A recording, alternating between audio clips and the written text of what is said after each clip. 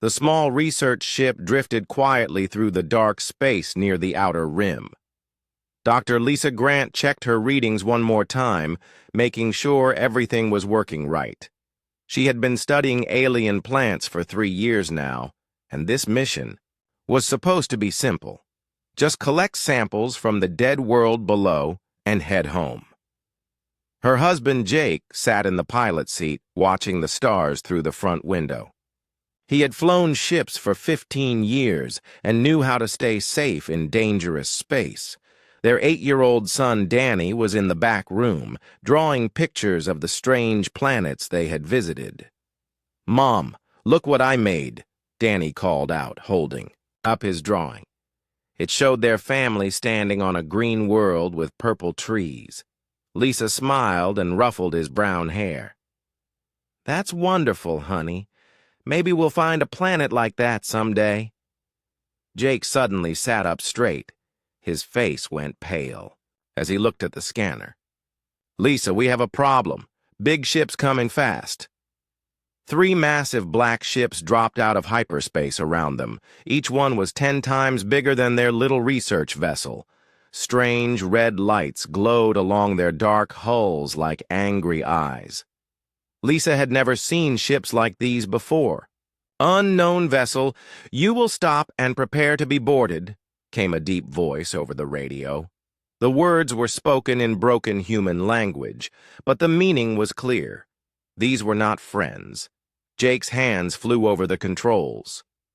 "I'm sending a distress signal. Maybe someone will hear us." But they were far from any human colonies.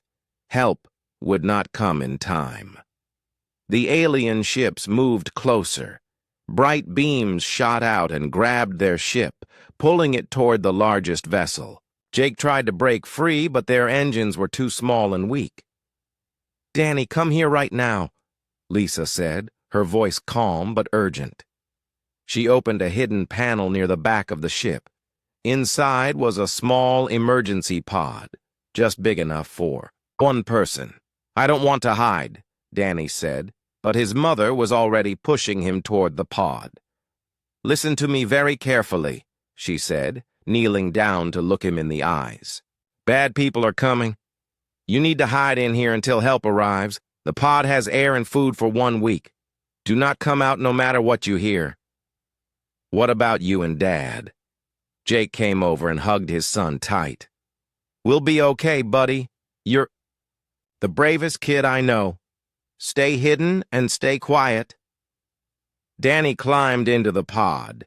Lisa sealed it shut just as metal footsteps echoed through their ship. The aliens had cut through the hull and were coming inside. The creatures that entered were like nothing from Earth. They stood 9 feet tall on powerful legs. Their skin was dark green and covered in natural armor plates. Long claws extended from their hands, and their yellow eyes scanned the room like hunters looking for prey. These were the Kythera, a race of predators that had terrorized the galaxy for thousands of years. The leader wore more armor than the others and had scars across his face. This was Huntmaster Vexthal, famous for capturing the most dangerous creatures in the galaxy. He looked at the 2 humans with interest.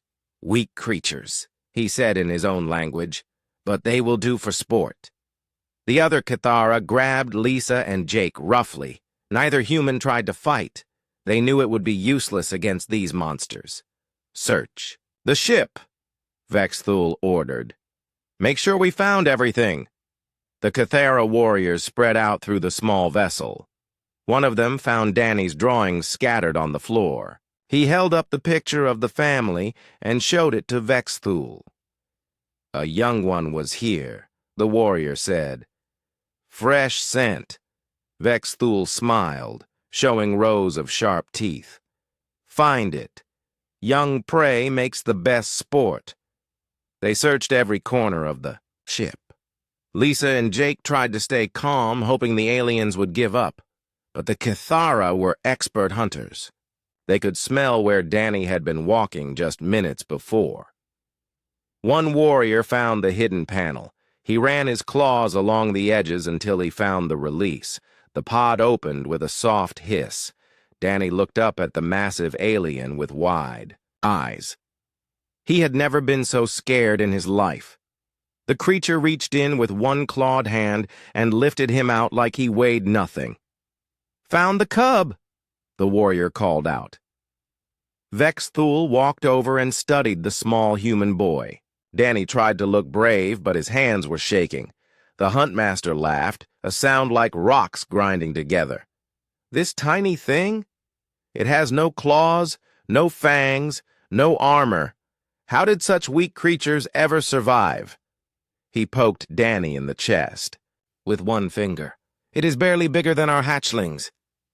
The other Kithara gathered around to look at Danny. They made jokes about how soft and helpless he appeared.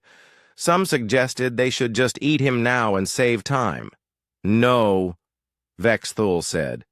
"The young ones need time to grow before they can provide proper sport.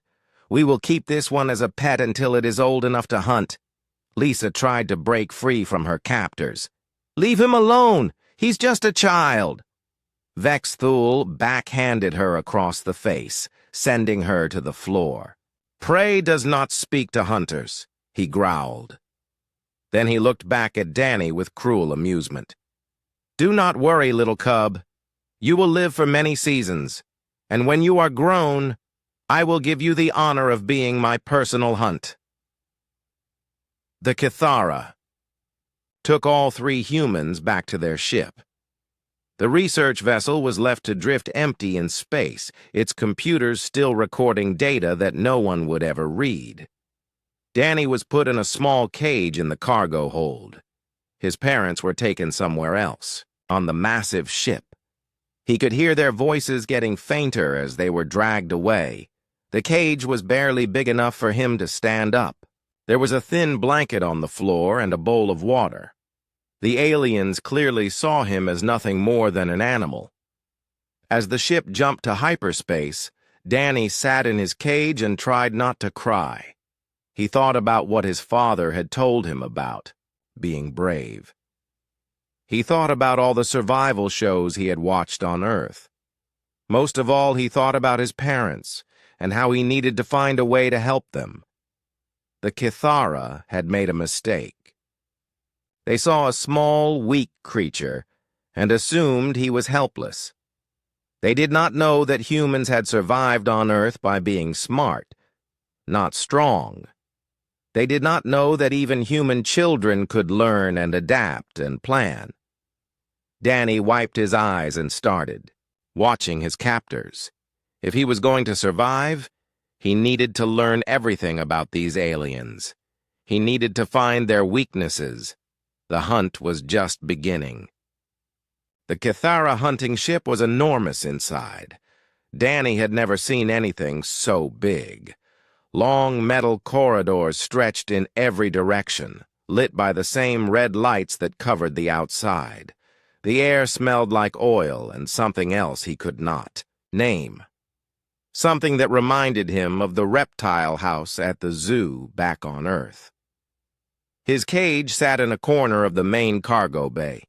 Around him were dozens of other cages, most of them empty.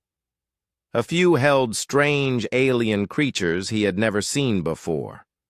One looked like a giant spider with too many eyes. Another was covered in spikes and made clicking sounds when it moved. The Kithara warriors came and went through the cargo bay all day. Danny watched them carefully, trying to learn their patterns. They were bigger up close than they had seemed. On his parents' ship, their armor was not just for show, it was real bone that had grown from their skin, making them living tanks. Most of the aliens ignored Danny completely. To them, he was just another piece of cargo. But some would stop and stare at him like he was a curious pet. They would point at his smooth skin and laugh at how soft he looked. "Look at the little pink thing," one of them said in their rough language. Danny was starting to understand a few words already. Children learned languages fast, and he was paying close attention to everything they said. "It has no proper claws," said another. "How does it catch food? Maybe it eats plants like a grass eater," the first one replied. "That would explain why it is so weak." They poked at the cage with their claws, trying to make Danny move around for their entertainment. He stayed very still and kept his face blank. His father had taught him that showing fear would only make bullies worse. Huntmaster Vex Thule came to visit Danny on the second day. The massive alien leader stood in front of the cage and studied the boy like he was looking at a science project. "Have you been feeding it?" he asked one of his warriors. "Yes, Huntmaster. We gave it some nutritional paste and water. It ate a little." Vexthul nodded. "Good. We need to keep it healthy until it grows. How long do these creatures live?" "Unknown, Huntmaster. This is the first time we have captured any of their kind." Danny listened to every word. They were talking about him like he was not even there. Like he was just an animal in a zoo. It made him angry, but he kept the feeling hidden. Getting mad would not help him right now. The adults were weak but not completely helpless, Vexthul continued. They knew how to operate their ship. That means they have some intelligence. This young one might be trainable. The Huntmaster opened the cage door and reached inside. Danny wanted to run, but there was nowhere to go. The alien's clawed hand was bigger than Danny's whole head. Those claws could cut him in half without any effort, but Vexthul was surprisingly gentle. He lifted Danny out of the cage and set him on the floor. Then he knelt down to get a better look at the human boy. "Strange," he said. "It shows no signs of genetic enhancement. No built-in weapons, no natural armor, no enhanced muscles. How did such creatures ever become spacefaring?" Danny stayed perfectly still. He could smell the alien's breath, which was like rotting meat. Up close, he could see that Vexthul's yellow eyes had no expression at all. They were the eyes of a creature that saw everything else as either food or entertainment. Perhaps they use tools to make up for their weakness, Vexthul said to himself. That would be amusing. A species that thinks it can make up for evolution's mistakes with technology. The Huntmaster stood up and looked down at Danny. "You understand some of what I am saying, do you not, little cub? I can see the intelligence in your eyes." "Good. That will make the eventual hunt more interesting." Danny wanted to say something. He wanted to tell this monster that humans were not weak, that they had built cities and ships and traveled to the stars. But he kept his mouth shut. Let them think he was just a dumb animal. It would make them careless. Vexthul put Danny back in the cage. "Double the food rations," he told his warrior. "I want this one to grow strong. A hunt is only satisfying if the prey can provide real sport." Over the next few days, more Kithara came to look at Danny. Word had spread through the ship that they had captured something new and interesting. Warriors would bring their friends to point and laugh at the strange pink creature with no natural weapons. Danny learned more of their language with each visit. The Kithara were not trying to hide anything from him. Why would they? He was just a pet to them. They talked freely about their plans, their weapons, and their ship's layout. He learned that there were over 200 Kithara on the hunting vessel. Most of them were warriors, but some were engineers and pilots. They had been traveling through space for months, looking for new and challenging prey to hunt. He learned that his parents were being kept in something called the breeding chambers. The aliens planned to use them to produce more humans for future hunts. The thought made Danny's stomach hurt, but he forced himself to remember every detail. He learned that the ship had multiple levels.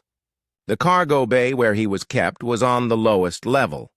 Above that were the crew quarters, then the weapon systems, then the bridge where Vexthul commanded the ship. There were also hidden passages and maintenance tunnels that the warriors used to move around quickly. Most importantly, he learned that the Kythera thought they were completely safe. They had been the galaxy's top predators for so long that they could not imagine being threatened by their prey. They posted guards around the important areas of the ship, but not around the cargo bay. Why would they? What could a bunch of caged animals possibly do? Danny also learned about Kythera culture. They respected only strength and hunting skill. The warriors with the most scars and trophies were given the best food and quarters. They settled arguments by fighting, and the winner was always right.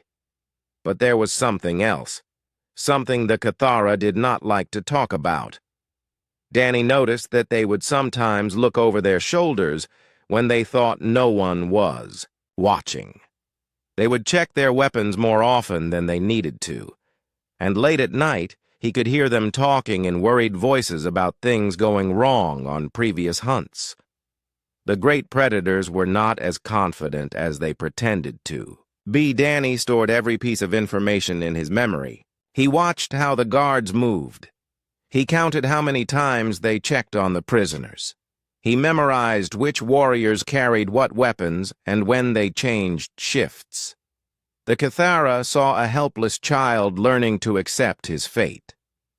What they did not see was a human mind working exactly the way evolution had designed it to work. Danny was doing what his species had always done when faced with a bigger, stronger predator. He was learning how to hunt it back. 3 weeks had passed since Danny was captured.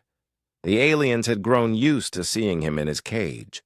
To them, he was now just part of the background, like a piece of furniture they no longer noticed. This was exactly what Danny had been hoping, for he had learned their daily routines perfectly. The guards changed shifts every 8 hours. Between midnight and 4 in the morning, only one warrior stayed in the cargo bay, and he usually fell asleep around 2. The maintenance crews came through once a day to check the ship's systems, but they ignored the prisoners completely. Danny had also figured out something important about his cage. The lock was electronic, but it had a manual backup system in case the power failed. The backup was just a simple metal latch that he could reach through the bars. The Kythera had not bothered to secure it because they never imagined their prisoners could be smart enough to figure it out. During the quiet hours of the night cycle, Danny practiced opening and closing the latch without making any noise. His small fingers could work the mechanism easily. After a week of practice, he could open his cage in less than 10 seconds, but getting out of the cage was only the first step. Danny needed to explore the ship and learn its secrets. He had to be very careful not to get caught. If the aliens found out he could escape, they would put him in a stronger prison. His first trip outside the cage lasted only 5 minutes. Danny waited until the guard was asleep, then slipped out and crawled behind the stacks of supply crates. The cargo bay was huge, with dozens of hiding spots where a small boy could stay out of sight. He found the air vents near the ceiling. They were too small for an adult Kythera to fit through, but perfect for a human child. Danny was good at climbing. Back on Earth, he had spent hours scrambling up trees and playground equipment. The metal walls of the alien ship were easy compared to the slippery rocks he had climbed during family camping trips. On his second night out, Danny made it to the air vent and crawled inside. The ventilation system ran through the entire ship, like a network of secret tunnels. He could hear the aliens talking in the rooms below as he crawled past. Most of the conversations were boring talk about duty schedules and weapon maintenance, but sometimes he heard more interesting things. "The Hunt Master is planning something big," one warrior said to another. "He wants to capture an entire colony of those soft creatures." "That could be profitable," the second warrior replied. "Their ships are weak, but they have useful technology. Those computer systems could be worth a fortune. Danny's blood ran cold. They were talking about attacking more humans. Maybe his home colony. Maybe his friends and neighbors. He had to find a way to stop them. Over the next week, Danny explored more of the ship through the air vents. He learned that the Kythera had three main weaknesses. First, they were overconfident. They never expected to be attacked by their prisoners. Second, they did not work well together when things went wrong. Each warrior looked out for himself first. And third, their technology was not as advanced as they pretended. Most of their systems were old and poorly maintained. Danny also discovered something else. The Kythera were afraid of something they called the ghost ships. Several times, he heard warriors talking in worried voices about encounters with empty vessels that appeared without warning and disappeared just as fast. Ships that seemed to hunt the hunters. "My cousin served on the Blood Fang," one warrior whispered to another. "They found one of those ghost ships 3 cycles ago. When they boarded it, the whole crew vanished overnight, just gone like they never existed." "You think the prey has learned to fight back?" the second warrior asked. "I think something is out there that makes the prey look harmless," the first one replied. Danny filed this information away. If there were other forces opposing the Kythera, maybe he could find a way to contact them. His nightly explorations taught him the layout of the entire ship. He knew where the weapons were stored, where the engines were located, and how to get to the command bridge. He also found the breeding chambers where his parents were being held. The breeding section was heavily guarded, but Danny managed to crawl through the air vents above it. Through the metal grills, he could see rows of prison cells much nicer than his cargo bay cage. The aliens wanted their breeding stock to stay healthy. He saw his mother in one of the cells reading a book the aliens had given her. She looked tired but unharmed. His father was in the cell next to hers, doing push-ups to stay in shape. Danny wanted to call out to them, but he knew the guards would hear him. Instead, he spent an hour studying the security systems. The breeding chambers had electronic locks controlled from a central station. The guards carried key cards that could override the system in emergencies. If Danny could get one of those cards, he could free his parents and the other prisoners. But that would have to wait. Danny was not ready to make his move yet. He needed to learn more about the ship's systems and find the right moment to strike. On his 10th night of exploration, Danny made a discovery that changed everything. In the ship's computer core, he found detailed records of every hunt the Kythera had ever conducted. Thousands of intelligent species had been captured, tortured, and killed for sport. Entire civilizations had been destroyed just to provide entertainment for these monsters. But the records also showed something else. The Kythera had rules about their hunts. They only attacked species they considered prey-worthy. That meant intelligent but physically weak races that could provide sport without being truly dangerous. Danny realized that humans had been classified as perfect prey, smart enough to be interesting, but too weak to pose a real threat. The Kythera planned to hunt his entire species for generations, unless someone stopped them. As Danny crawled back to his cage that night, his mind was racing with plans. He was no longer just trying to survive or rescue his parents. He was planning to destroy this ship and everyone on it. The Kythera thought they had captured a helpless child. What they had actually done was give a young human months to study their weaknesses and plan their destruction. They had invited a predator into their home and taught him everything he needed to know to hunt them. Danny slipped back into his cage just before the guard's shift change.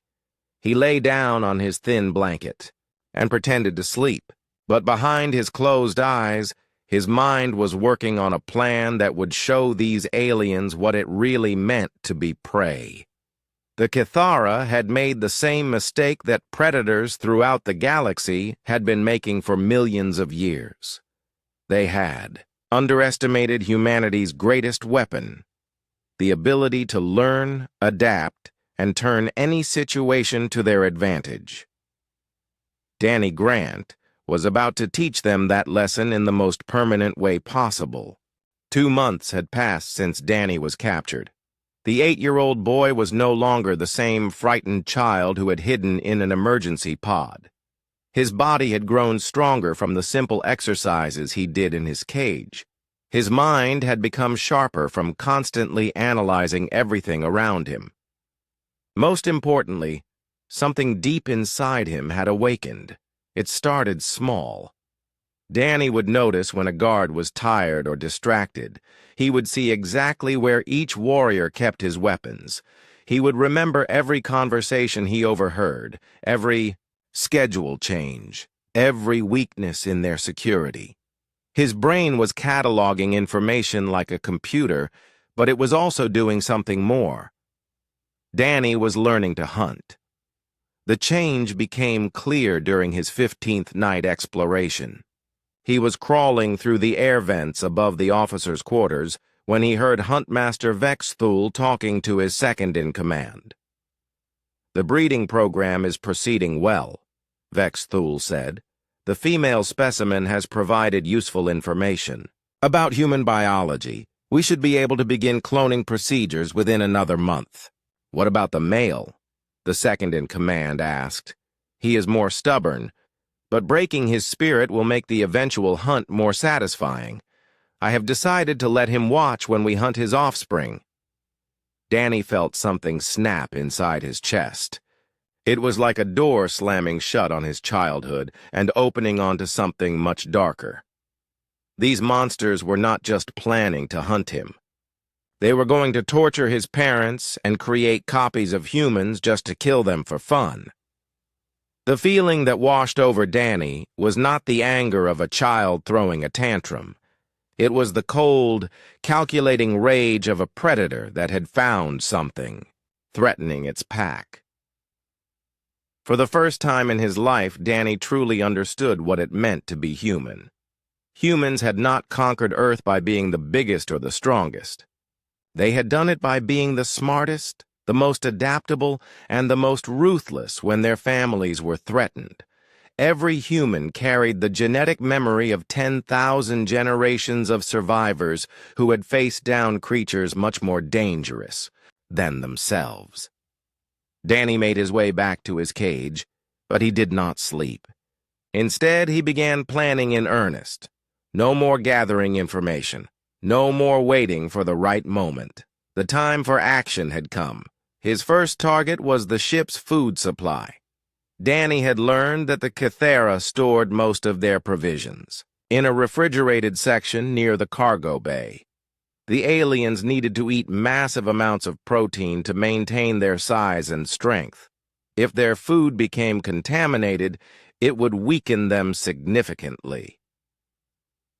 The next night, Danny made his way to the food storage area. The door was locked, but he had learned to pick simple electronic locks by watching the maintenance crews work. It took him 20 minutes to crack the code. Inside the storage room were hundreds of packages of processed meat. Danny could not read the alien labels, but the smell told him everything he needed to know. This was where the Kithara kept the flesh of their previous victims. Danny felt his stomach turn, but he forced himself to focus on the task. He found the ship's cleaning supplies in a nearby closet. Most of the chemicals were harmless, but one container was labeled with symbols that meant dangerous in the Kithara language. It was a powerful cleaning acid used to sterilize the hunting equipment. A few drops mixed into the alien food would not kill them immediately, but it would make them sick and weak over time. Danny carefully opened several food packages and added tiny amounts of the acid to each one. Not enough to change the taste or smell, but enough to cause problems. He resealed the packages and put everything back exactly where he had found it. The contaminated food would be distributed throughout the ship over the next few days. Soon, many of the warriors would start feeling ill, but poisoning the food was just the beginning. Danny had bigger plans. His next target was the ship's communication system.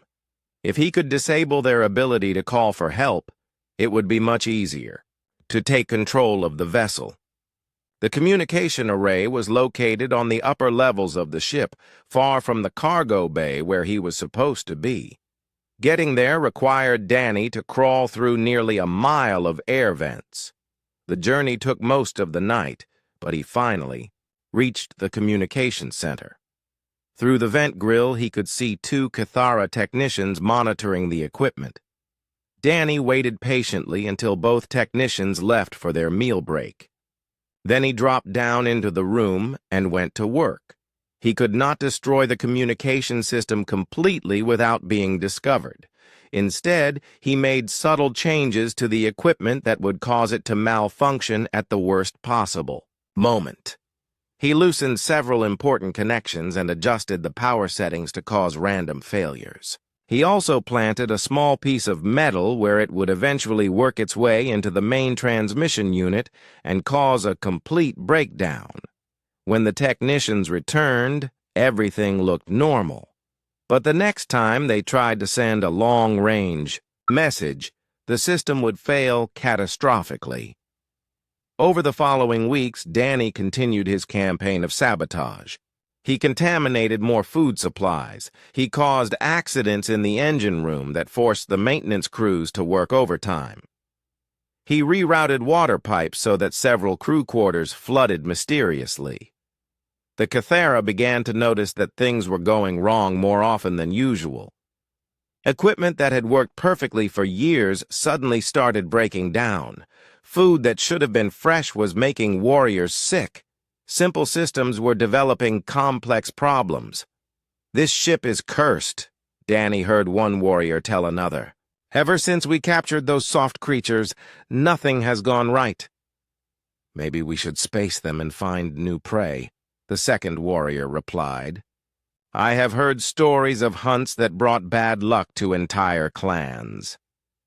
But Huntmaster Vexthul refused to believe in superstitions. "Coincidences and poor maintenance," he declared.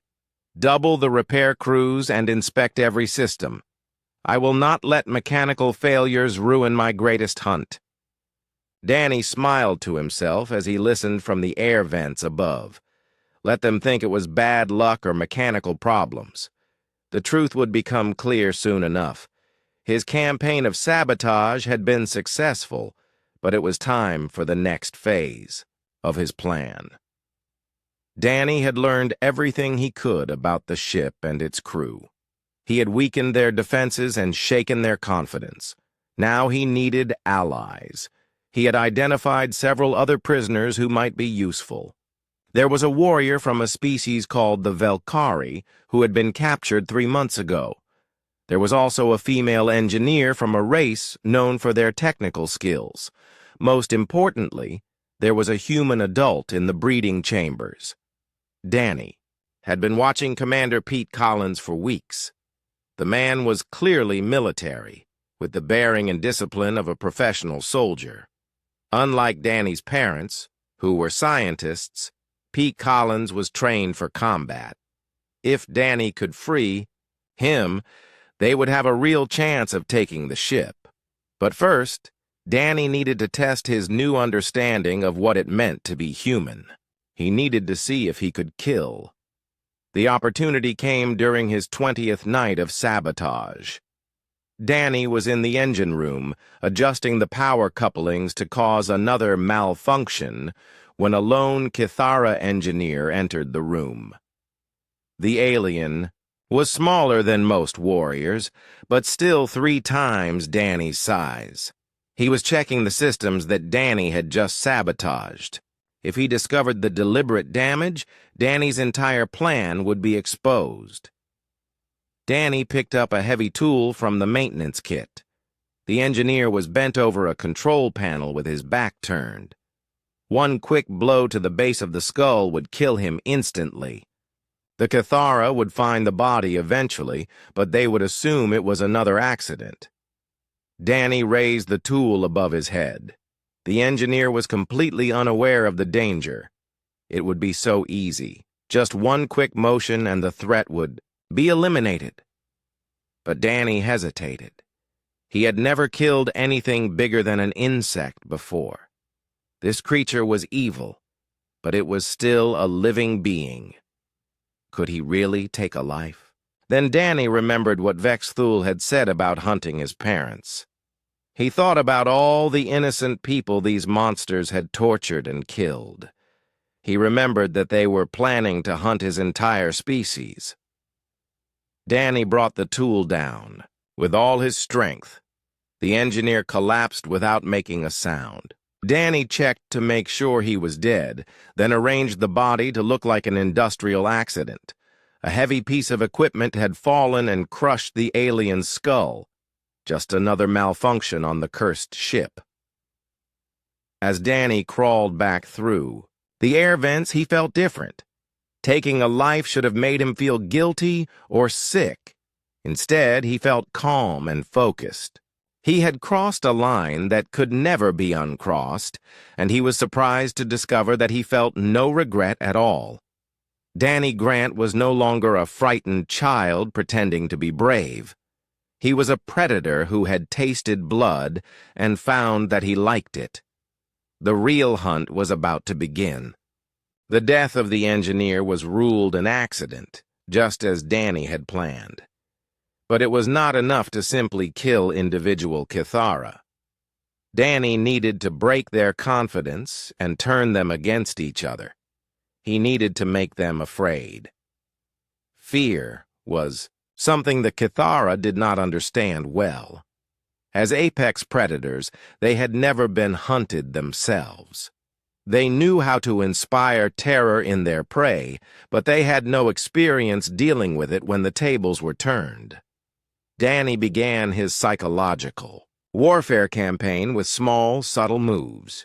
He would rearrange personal items in the warriors' quarters while they slept. A weapon moved from one side of the room to the other. A family photo turned face down. Nothing valuable was taken, but the message was clear. Someone had been in their private space. The warriors began to notice these intrusions after a few days. At first, they blamed each other. "Who was in my quarters?" one warrior demanded during a mess hall argument. "My hunting knife was moved." "Why would I touch your pathetic blade?" another warrior replied. "Maybe you are getting old and forgetful." The argument turned into a fight, which was exactly what Danny wanted. The more the Cathara suspected each other, the less attention they would pay to the real threat.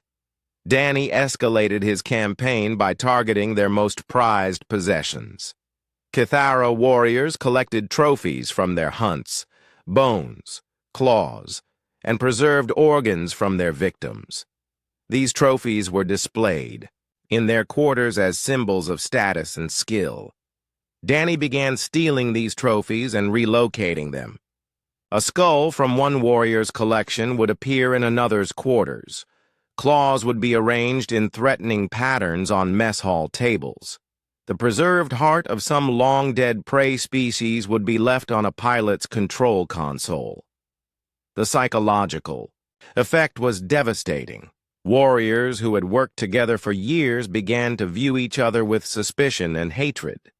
Accusations flew back and forth. Friendships that had lasted decades were destroyed overnight. "Someone is playing games with us," Huntmaster Vexthul announced during a ship-wide meeting. "I want the guilty party found and executed." But the investigation went nowhere. The Cathara security systems were designed to keep prisoners in, not to monitor the crew's movements. There were no cameras in the private quarters, and the ship's computer logs showed nothing unusual. Danny watched the meeting through an air vent. enjoying the sight of the confused and angry aliens.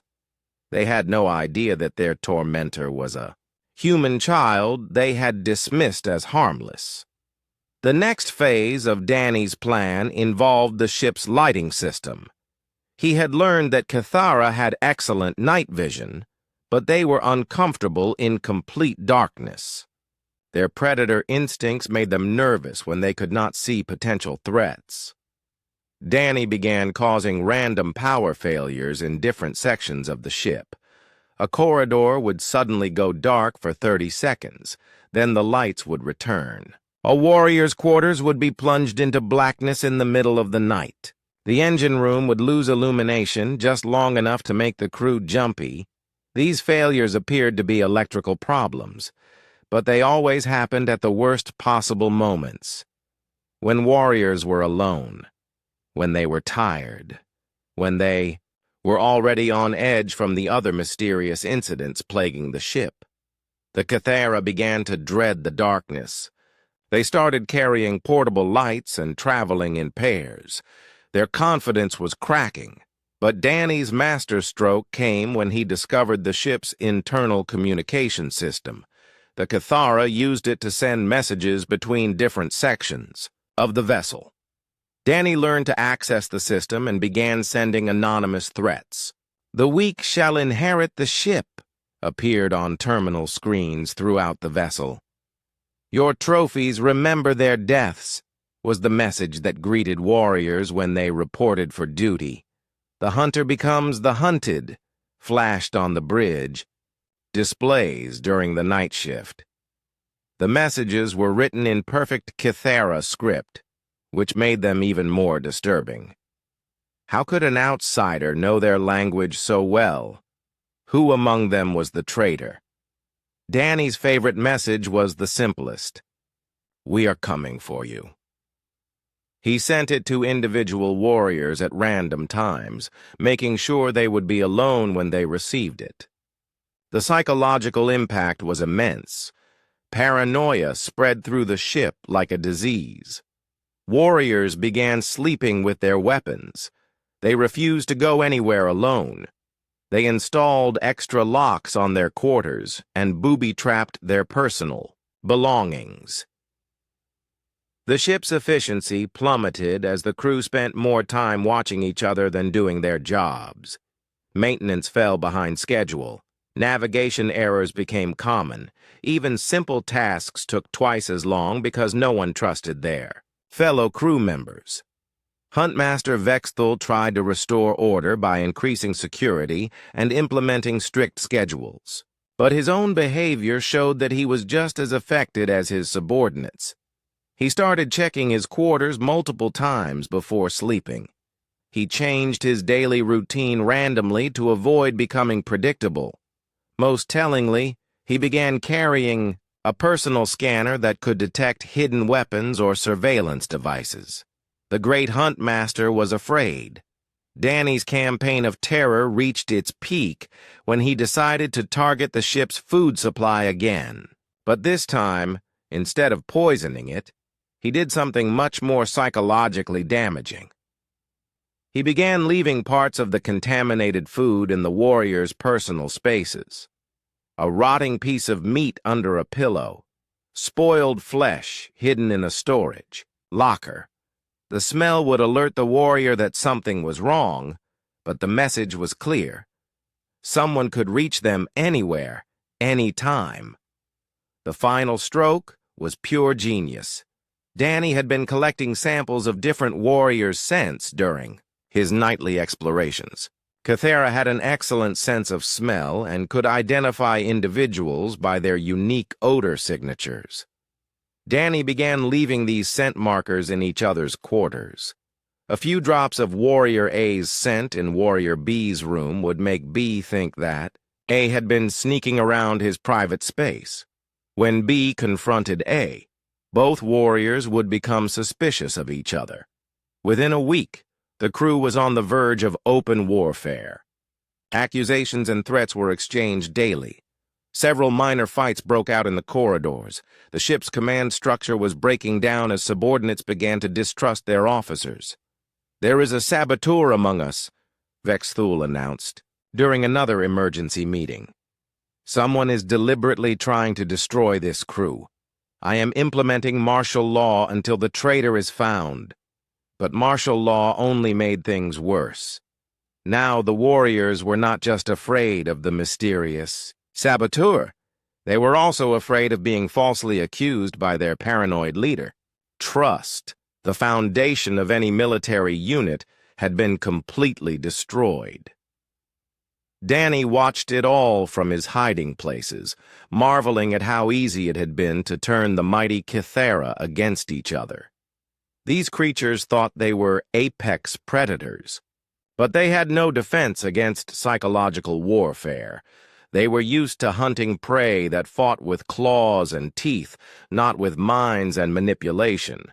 The irony was not lost on Danny. The Kythera had captured him because they thought humans were weak and helpless. But weakness and helplessness were exactly what had made humans so dangerous. When you could not fight with strength, you learned to fight with cunning. When you could not win through direct confrontation, you learned to win through deception and psychological manipulation. The Kythera were discovering what countless predators throughout Earth's history had learned too late. The most dangerous prey was the kind that could think its way out of being prey at all. Danny's transformation was now complete. The frightened child who had hidden in an emergency pod was gone forever. In his place was something much more dangerous, a human who had learned to use his species' greatest weapons. The time had come to move to the next phase of his plan. Psychological warfare had weakened the enemy and turned them against each other. Now it was time to start building an army of his own. Danny had spent 3 months learning everything about the Kythera ship, but he had also been studying the other prisoners. The breeding chambers held 12 humans, including his parents. The general prison section contained dozens of aliens, from various species that the Kythera had captured for future hunts. Most importantly, Danny had identified Commander Pete Collins, a human military officer who had been captured during a scouting mission 6 weeks earlier. Pete was being held in a special high-security cell because the Kythera recognized him as a potential threat. They were right to be worried. Danny had watched Pete through the air vents many times. The man was in his 30s, with the lean build and alert eyes of a professional soldier. Even in captivity, he maintained a strict exercise routine and constantly studied his surroundings for weaknesses. Pete was exactly the kind of ally Danny needed. The challenge was making contact without alerting the guards. The high-security section had multiple cameras and sensors that would detect any unauthorized entry. Danny needed to be clever about his approach. His opportunity came during one of his sabotage runs.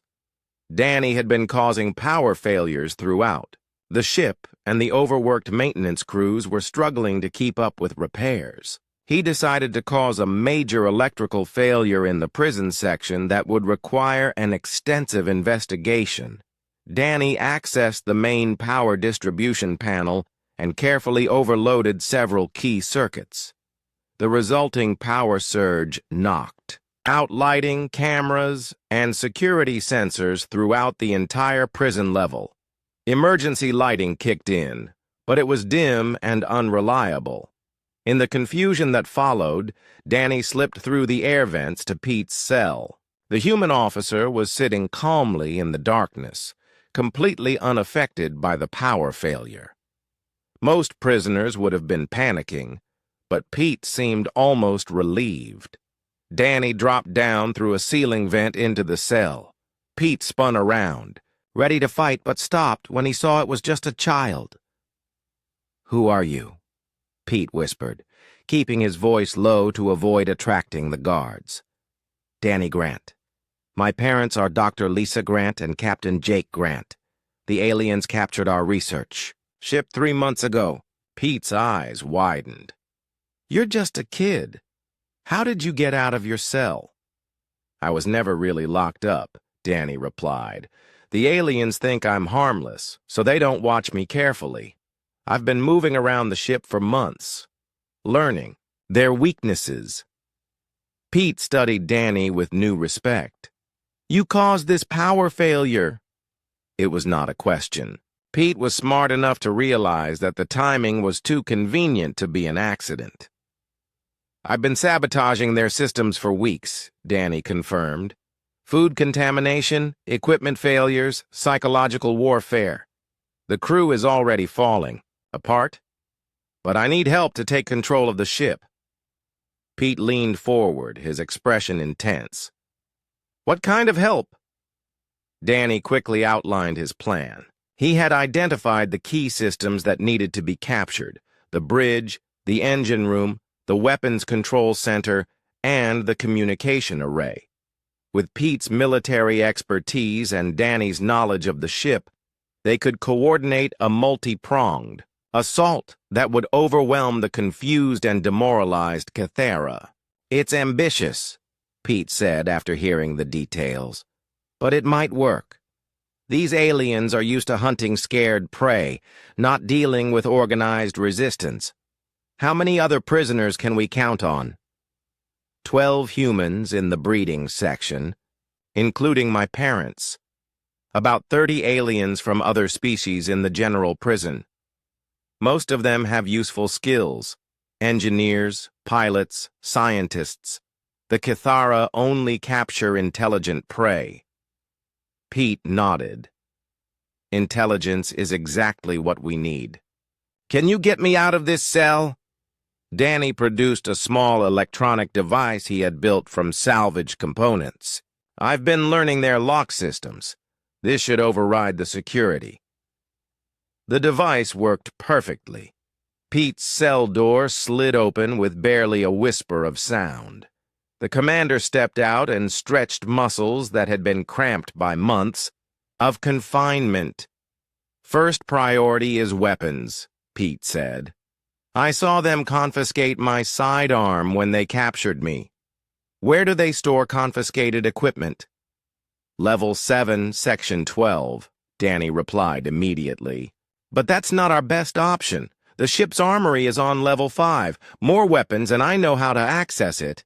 Pete smiled for the first time since his capture. Lead the way, soldier. They made their way through the ship using Danny's network of air vents and maintenance passages. The power failure had created chaos throughout the vessel, with repair crews running back and forth trying to restore systems. No one paid attention to the shadows moving through the less-traveled areas. The armory was protected by both electronic locks and physical barriers, but Danny had prepared for this. Over the past month, he had carefully weakened the door frame and bypassed several security sensors. Getting inside took less than 5 minutes. Pete whistled softly when he saw the weapons cache. The Cathara had collected an impressive arsenal from their various hunts. Energy rifles, projectile weapons, explosives, and advanced targeting systems filled dozens of storage racks. This is more firepower than my entire unit had, Pete said, selecting a pulse rifle and checking its charge level. These aliens have been busy. Danny chose a smaller weapon designed for a species closer to his own size. It felt strange to hold a real gun, but he pushed aside any doubts. This was war, and children throughout human history had been forced to fight when their families were threatened. Now we need to free the other prisoners, Danny said. The breeding section first, then the general population. They made their way to the breeding chambers, moving carefully to avoid the increased security patrols. The power failure had made the Cathara nervous, and they were checking every corridor more thoroughly than usual. The breeding section had backup power, so the security systems were still functioning. But Danny had been planning this moment for weeks. He activated a small device he had hidden near the main control panel months earlier. It sent a power surge through the security grid that shut down the cameras and unlocked all the cell doors simultaneously. Danny's parents were among the first to emerge from their cells. Lisa Grant gasped when she saw her son, hardly believing he was real. "Danny, how did you get here? Are you all right?" Danny hugged his mother tightly, feeling like a child again for just a moment. Then he pulled back and looked at both his parents with new maturity. "I'm fine, Mom, but we need to move fast. Commander Collins and I are taking control of this ship." Jake Grant looked at Pete with recognition. "I know you. You're from the Colonial Defense Force. How long have you been planning this escape?" "About 5 minutes," Pete replied with a grin. "Your son has been doing all the real work. He's been sabotaging this ship for months, waiting for the right moment to strike." Lisa stared at Danny in amazement. "You've been free this whole time?" "Not free," Danny said, "but not really captured either. The aliens think humans are weak, so they didn't bother guarding me properly. I've been learning everything about their ship and their weaknesses." The other freed prisoners gathered around them, scientists, engineers, and explorers who had been captured during various Cathara raids.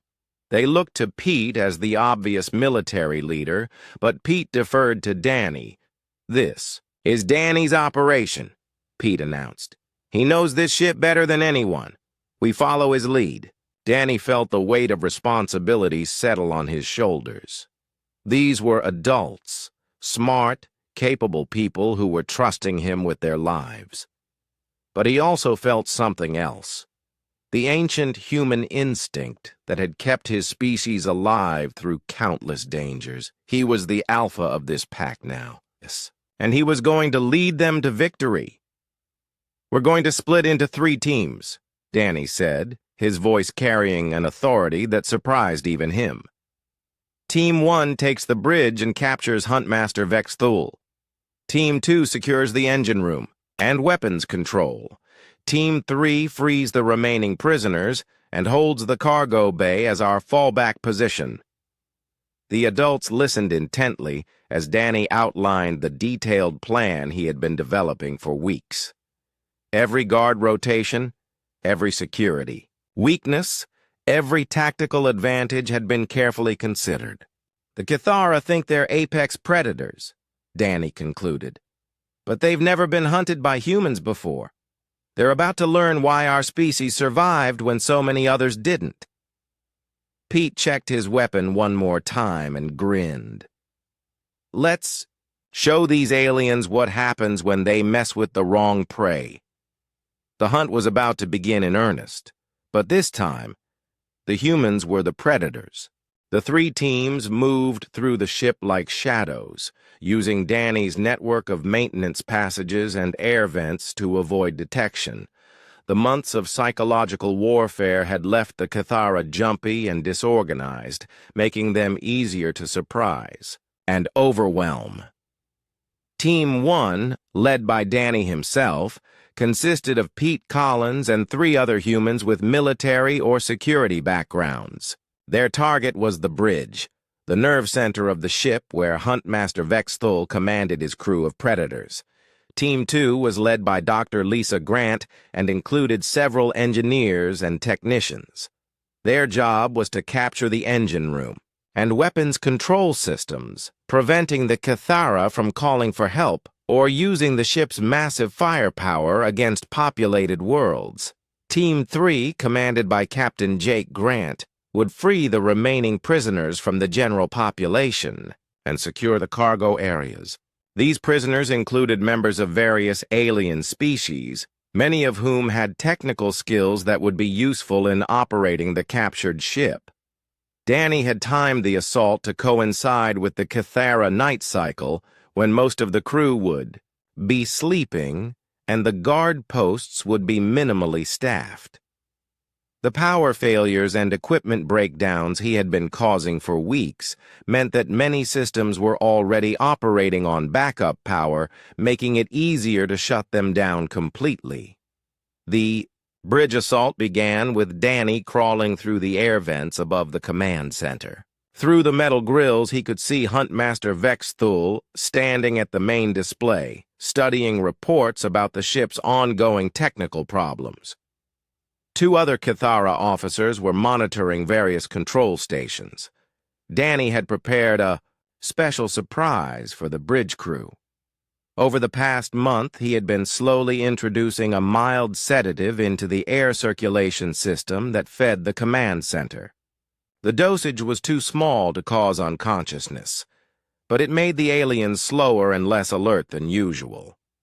Pete and the other team members had positioned themselves at the bridge entrances. Danny's signal would be cutting power to the entire command center, plunging it into darkness and disabling the security systems. Danny activated his homemade electronic warfare device. The bridge went completely dark as every system shut down simultaneously. Emergency lighting flickered on, but it was dim and unreliable. In the confusion that followed, Pete and his team burst through the bridge entrances. The Kithara tried to react, but they were disoriented by the darkness and slowed by the sedatives in their bloodstream. The humans had the advantage of knowing exactly what was about to happen. "Drop your weapons and surrender," Pete commanded, his pulse rifle trained on Vexthul. The Huntmaster snarled and reached for his sidearm, but Danny dropped from the ceiling vent directly behind him. The 8-year-old boy pressed a captured Kithara weapon against the alien's neck. "I would not do that if I were you," Danny said calmly. Vexthul froze. He slowly turned his head to look at the small human who had appeared behind him like a ghost. "Impossible," the Huntmaster whispered. "You are just a cub, a pet." "I am a human," Danny replied, "and you made a mistake when you captured my family." The other bridge officers had been subdued by Pete's team. The humans now controlled the most important part of the ship, but Danny knew that taking the bridge was just the beginning. They still had to hold it against counterattack. Meanwhile, Team 2 had reached the engine room. Dr. Lisa Grant led her group through a maintenance shaft that opened directly into the power core chamber. The Kithara engineers on duty never saw them coming. The aliens tried to fight back, but they were outnumbered and outmaneuvered. The human engineers used their knowledge of the ship's systems to disable the main engines and cut power to the weapons array. Within minutes, the great Kithara hunting vessel was dead in space. Team 3 faced the most challenging task. The general prison section was heavily guarded, and the alien prisoners came from dozens of different species with varying levels of trust toward humans. Captain Jake Grant had to convince them to join the rebellion while simultaneously fighting off the Kithara guards. The breakthrough came when Jake freed a Velkari warrior named Threshmore. The Velkari were natural fighters who had been captured only after their entire fleet was destroyed. Threshmore had been waiting 3 months for a chance at revenge. "The small humans offer us freedom and vengeance," Threshmore announced to the other prisoners. "I say we take both." The alien prisoners joined the fight with enthusiasm. Each species brought their own unique advantages. The insectoid Zixani were excellent at small space combat. The crystalline Thresh could interface directly with computer systems, and the gaseous Vihan could move through the ship's atmospheric processors to strike from unexpected directions. What had started as a human escape attempt was becoming a full-scale prisoner revolt. But the Kithara were not helpless. As news of the uprising spread through the ship, the alien predators began to organize a counterattack. They had hundreds of warriors and intimate knowledge of their own vessel's layout. Most importantly, they were driven by something they had never felt before: genuine fear. The battle for the ship became a deadly game of hunter and hunted, with the roles constantly changing. The Cathara would corner a group of escaped prisoners, only to find themselves ambushed by humans who had been waiting in the ventilation shafts. The aliens would try to retake the bridge, only to discover that the corridors leading to it had been turned into killing zones. Danny coordinated the defense from the bridge, using his months of reconnaissance to predict where the Cathara would attack next. He had Pete position the human fighters at key choke points while directing the alien prisoners to hit the enemy's flanks and rear positions. "They are trying to retake the engine room," Danny reported, watching the ship's internal sensors. "Team 2 is outnumbered 3-1. Pete was already moving. "I'll take half our reserves and reinforce them. Can you hold the bridge?" Danny looked at the tactical display showing dozens of red dots converging on their position. "We will find out." The battle reached its climax when a full company of Cathara warriors launched a coordinated assault on the bridge.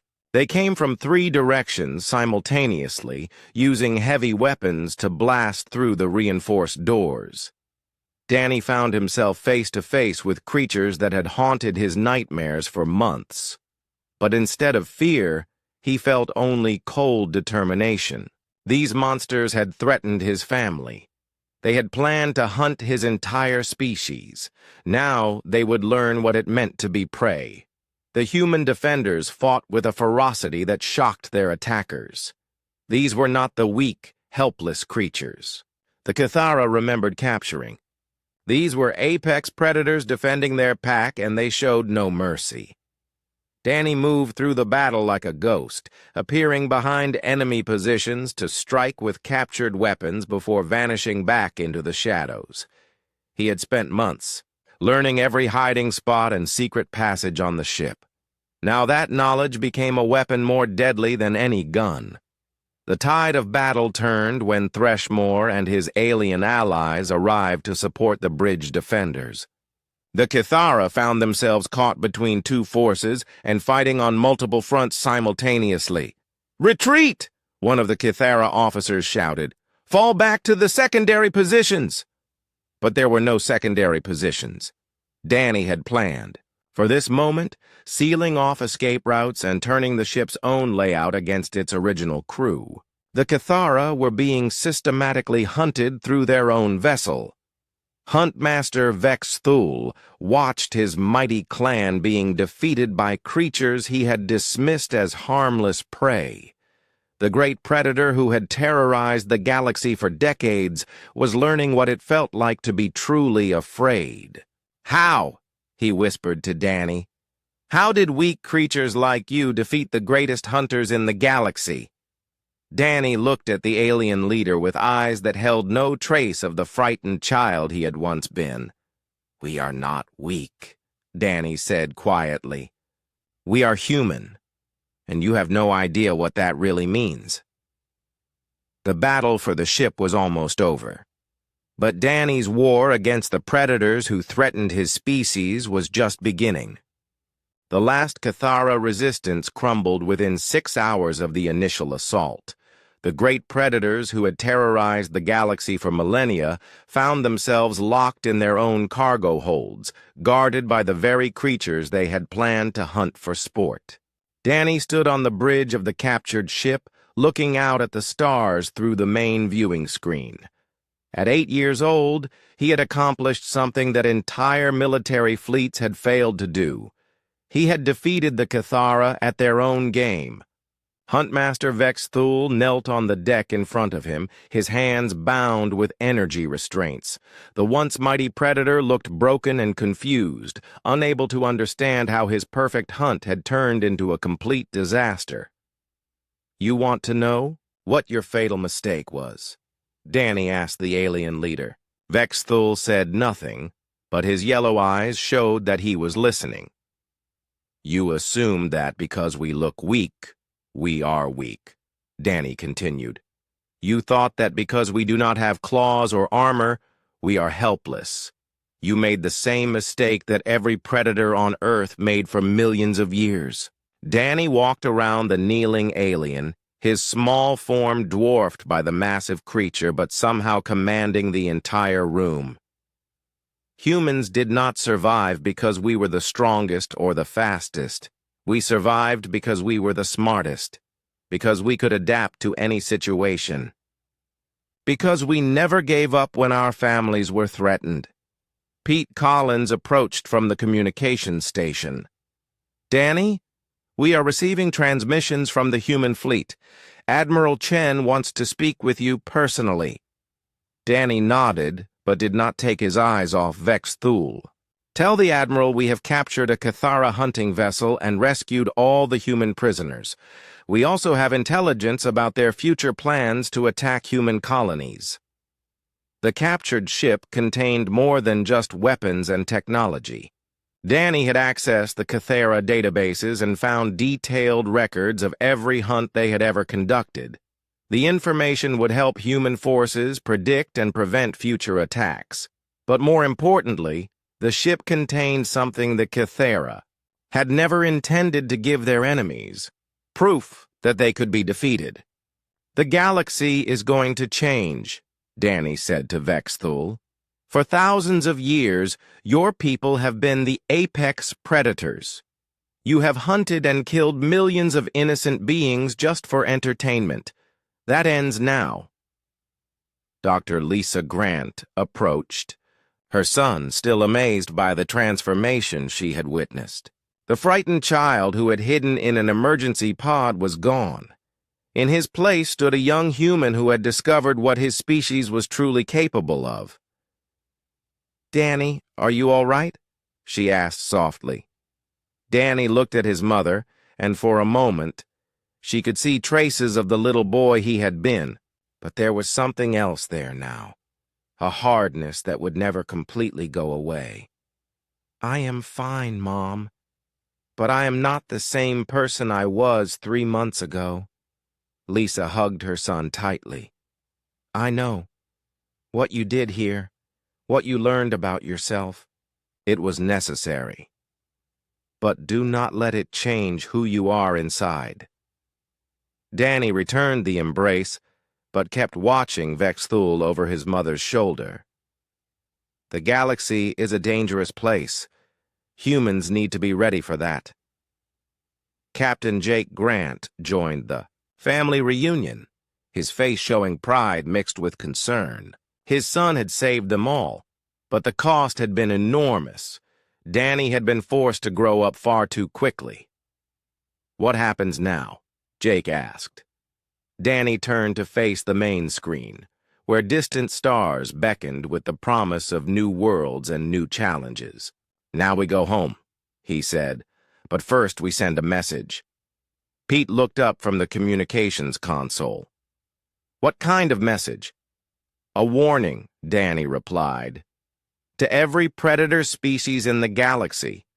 To every creature that thinks humans are easy prey. Danny activated the ship's long-range transmitters. His message would be broadcast on all frequencies, reaching every corner of known space. This is Commander Danny Grant of the captured Cathara vessel Bloodfang. I am 8 years old, and I have defeated the greatest hunters in the galaxy with nothing but human intelligence and determination. He paused, letting that fact sink in for anyone listening. For too long, predator species have viewed humanity as weak prey. You see our small size and lack of natural weapons and assume we are helpless. This is your warning that you are wrong. Danny's voice carried a cold authority that belied his young age. Humans are not prey. We are the species that survived the evolutionary crucible of Earth by outthinking, out-adapting, and outlasting every creature that tried to hunt us. We are the descendants of the greatest pack hunters in the history of our world. The bridge was silent, except for the hum of the ship's systems. Everyone present knew they were witnessing a moment that would be remembered throughout galactic history. To any species considering humans as potential prey, I offer you this advice. Do not. We may look weak, but we are the most dangerous predators you will ever encounter. We fight with our minds instead of our claws. We turn your own weapons and tactics against you. Most importantly, we never stop fighting when our families are threatened. Danny looked directly at Vexthul as he delivered the final part of his message. The Cathara learned this lesson too late. Their huntmaster captured what he thought was a helpless human child. Instead, he brought aboard a predator who studied his weaknesses for months before striking. The great Cathara hunting clan has been defeated by the very prey they tried to torture. He paused again, letting the weight of that statement resonate across the galaxy. This ship now belongs to humanity. Its crew are our prisoners. Its weapons and technology will be used to defend human worlds from future attacks. And the knowledge we have gained will be shared with every species that has suffered under Cathara predation. Danny's expression softened slightly as he concluded his message. We do not seek to become the galaxy's new apex predators. We only want to protect our families and live in peace. But to any creature that threatens human children, human parents, or human worlds, know this. You are making the same fatal mistake the Cathara made. You are assuming that prey cannot become predator. The transmission ended. Danny turned off the communicator and looked around the bridge at the humans and aliens who had fought beside him. Set course for Earth, he ordered. We are going home. As the captured ship turned toward human space, Vexthul finally spoke. You have doomed yourselves, the fallen huntmaster whispered. The galaxy will see you as a threat now. Other predator species will unite against you. Danny knelt down to look the alien directly in the eyes. Let them come, he said quietly. They will learn the same lesson you did. Humans are not the prey they think we are. Pete Collins smiled as he engaged the hyperspace engines. Admiral Chen is going to want a very detailed report about this mission. She can have one, Danny replied. But first, I want to see my home again. I want to remember what we are fighting to protect. As the ship jumped to hyperspace, Danny remained on the bridge, watching the stars streak past. He thought about the long journey that had brought him to this moment. 3 months ago, he had been a frightened child hiding from monsters. Now he was a leader who had shown the galaxy that humanity would not be anyone's prey. The Cathara had made their fatal mistake when they captured a human cub and assumed he was helpless. They had given him months to study their weaknesses, learn their secrets, and plan their destruction. Most importantly, they had awakened something in him that would reshape the balance of power in the galaxy. Danny Grant had discovered what it truly meant to be human, and the predators of the galaxy would never be the same. The hunt was over. Humanity had won, and the stars themselves would remember the lesson. Never underestimate the species that conquered Earth, not through strength, but through intelligence, adaptability, and an unbreakable will to protect their own. The age of human prey had ended. The age of human predators had begun.